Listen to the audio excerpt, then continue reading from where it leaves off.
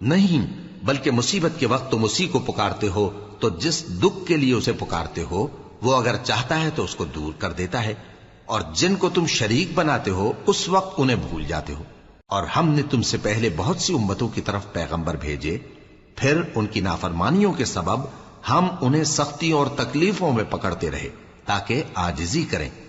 تو جب ان پر ہمارا عذاب آتا رہا وہ کیوں نہیں عاجزی کرتے رہے، مگر ان کے تو دل ہی سخت ہو گئے تھے، اور جو کام وہ کرتے تھے شیطان ان کو ان کی نظروں میں آراستہ کر دکھاتا تھا۔ پھر جب انہوں نے اس نصیحت کو جو ان کو کی گئی تھی فراموش کر دیا تو ہم نے ان پر ہر چیز کے دروازے کھول دیے،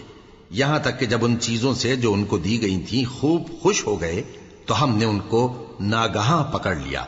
اور وہ اس وقت مایوس ہو کر رہ گئے۔ غرض ظالم لوگوں کی جڑ کاٹ دی گئی، اور سب تعریف اللہ رب العالمین ہی کے لیے